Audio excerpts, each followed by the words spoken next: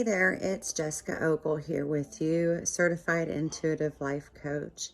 I just wanted to take a moment and share a little bit about my story and why I have decided to take such a leap of faith and stop driving a school bus and pursue the career, the passion that God has put into my heart. First, I would like to share that I am a mother. I have 7 beautiful children. My daughter, who is expecting her third daughter, our third granddaughter, and then I did have a miscarriage, and then my husband and I proceeded to have 5 sons, which has just been a blessing. Anyways, that being said, my husband has been able to give me the blessing of raising our family in the home that I was born and raised in. And being the person that I am, I just love nostalgia, and I can't even begin to tell you how wonderful, what a gift it is to be able to see my babies playing in the same mud puddle that I made my world famous mud pies out of. So that being shared, if you haven't already picked up on it, I am Southern, born and raised in Tennessee. So I just am just very thankful to have the opportunity to even make this video and say hi to you. And maybe even some of you saying hi back to me.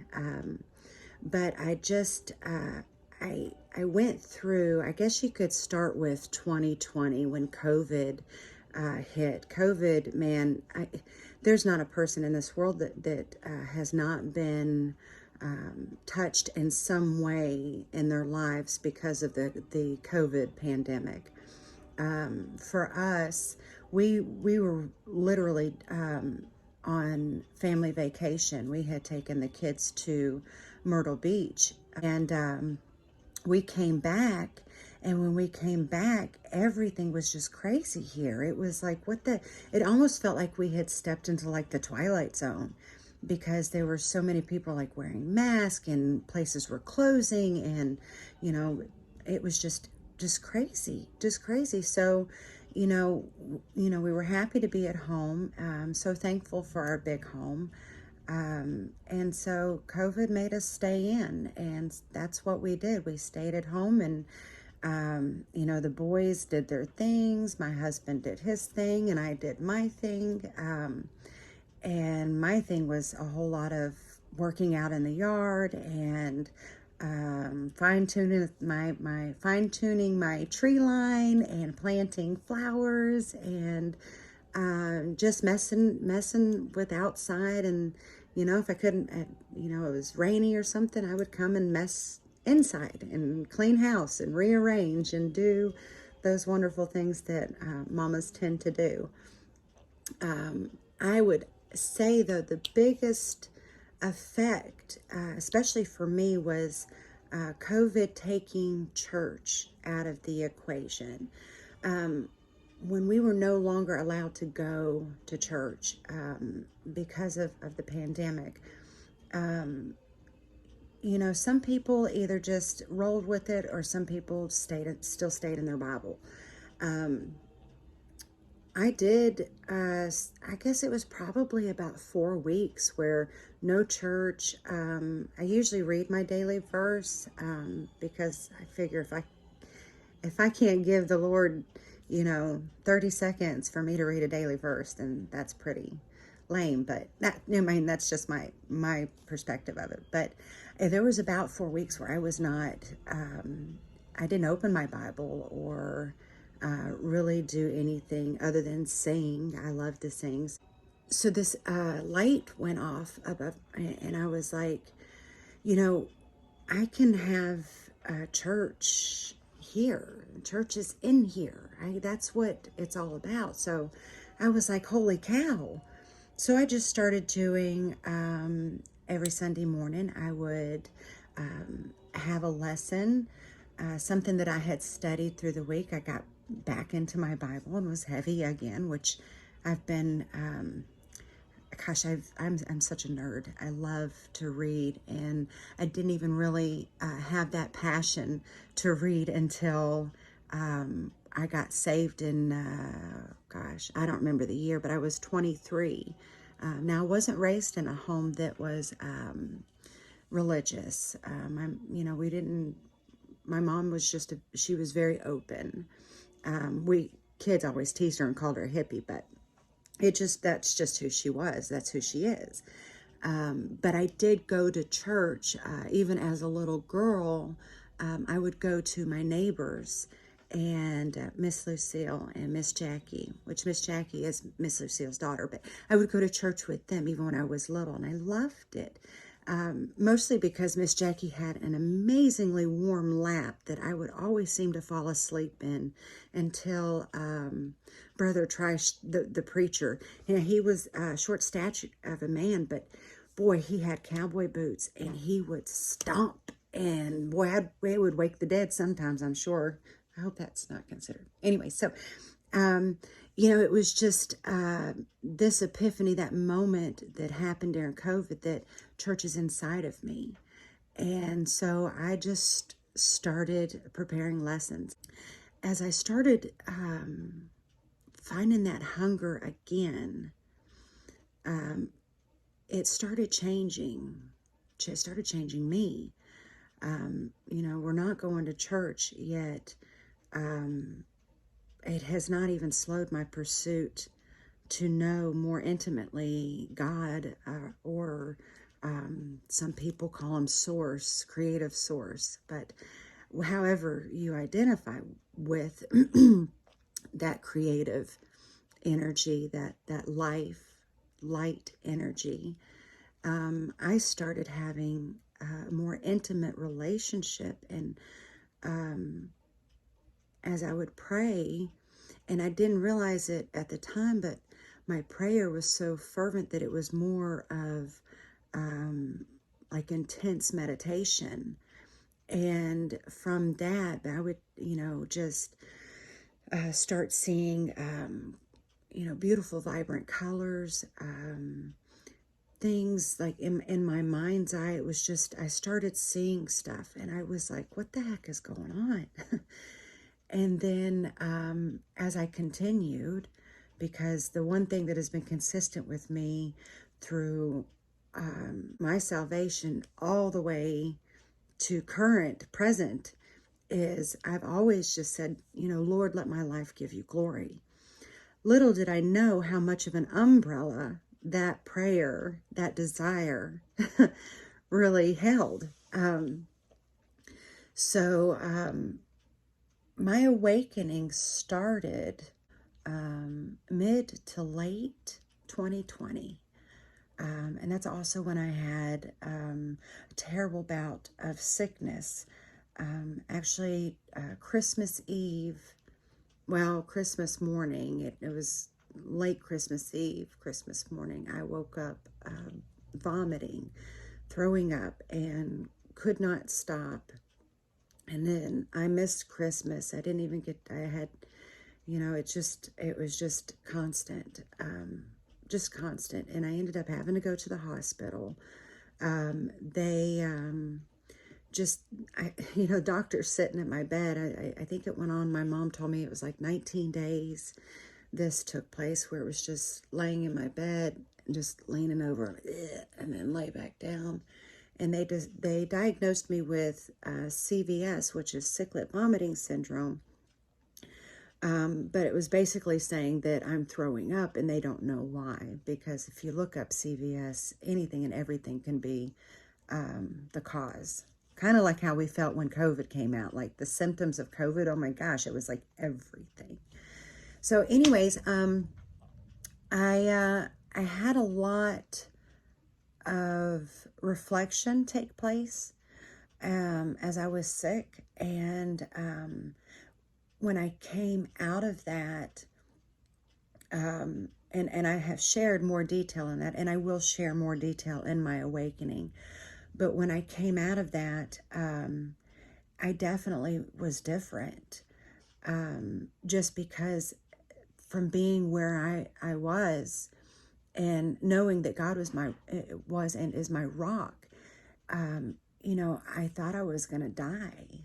There was nothing that they could do. There was no way that they could stop it from happening. I wasn't eating, I wasn't drinking. It was only because of the IV that my body was even able to sustain itself. And, I'm in this state of semi-consciousness because I'm so exhausted. I just sang, and I sang to God. I sang hymns, and I cried out to him so much, and I said, I know that there is a reason this is happening.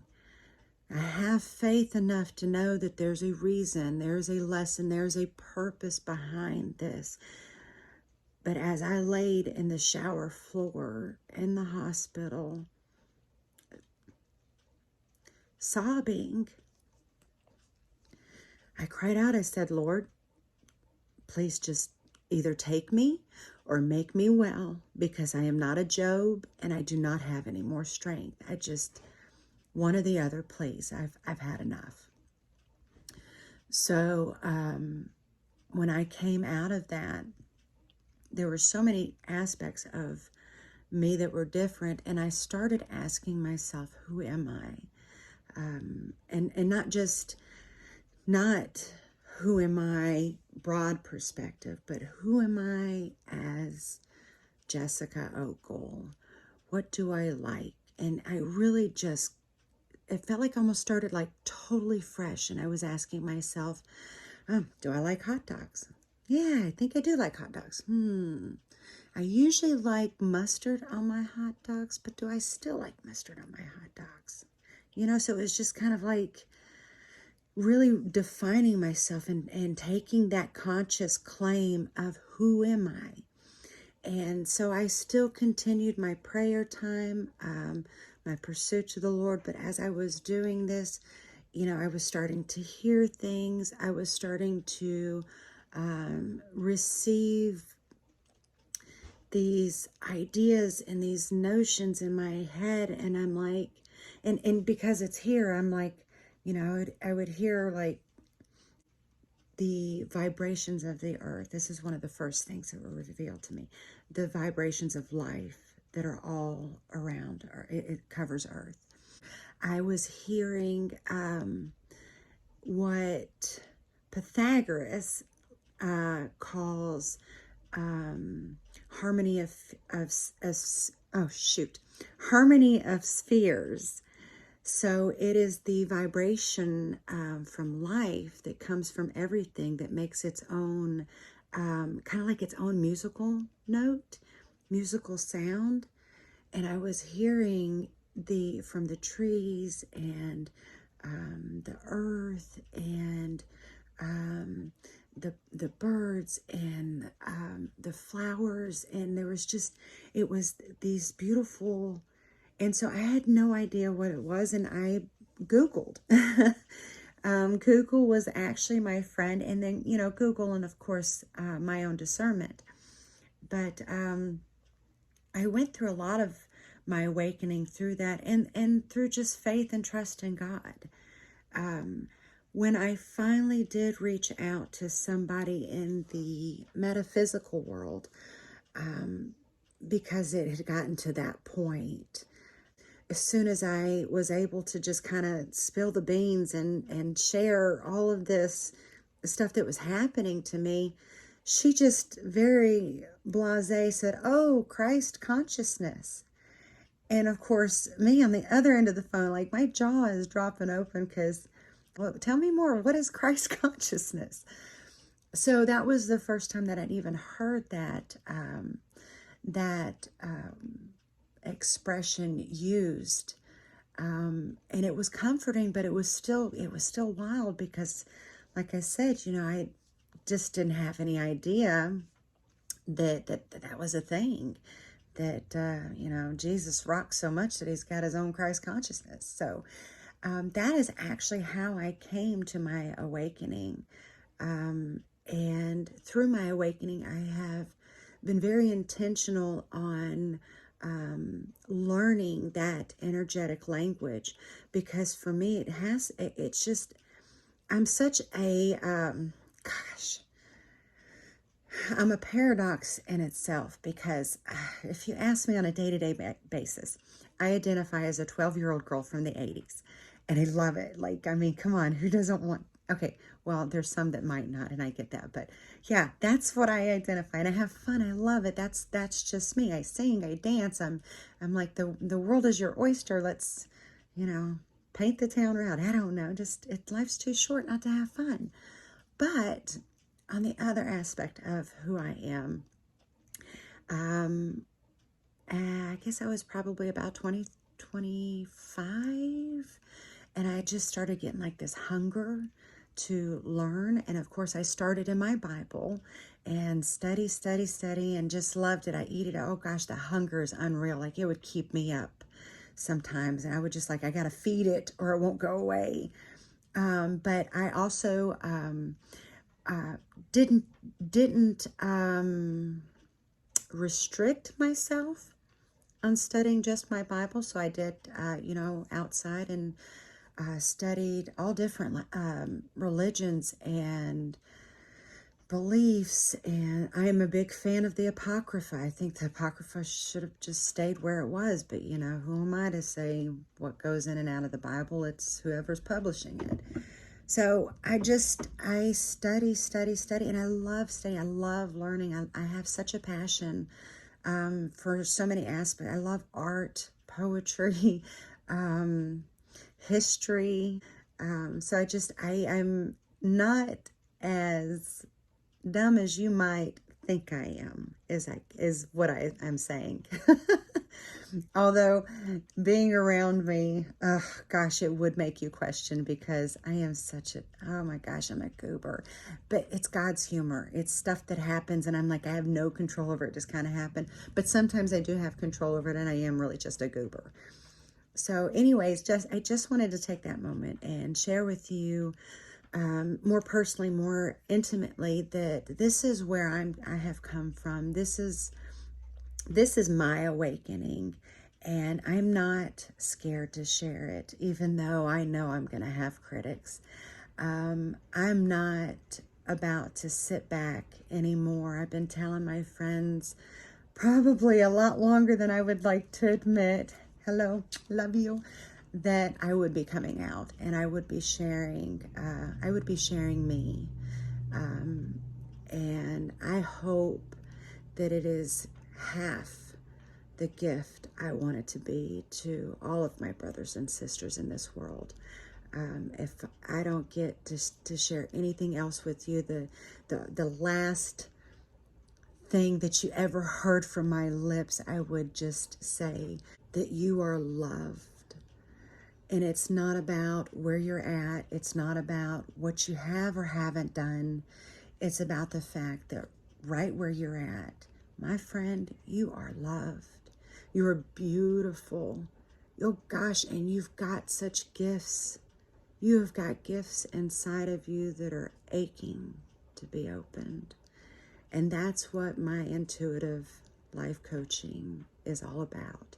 Golden Light Intuitive Life Coaching with Jessica is about helping you find your universal harmony for that awakening that you desire to have, in a way that you have confidence, that you have courage, and most of all, that you have understanding. And that's what I want to do. I want to teach those. I want to coach you on understanding that language, that energetic language that is communicating with us all the time, all the time. And, you know, I also do have that heart for those who are already awakening, and it is terrifying. It is scary. I get that, because guess what? I was there, and it's really not meant to be scary. It's not meant to be traumatizing. It really is meant to be a beautiful, wonderful gift. And so if you are interested in learning that language that the energetic body uses to speak to us through our physical body, I can't stress that enough. This truly is what I am called for. And I am so thankful that I have the opportunity to share it with you.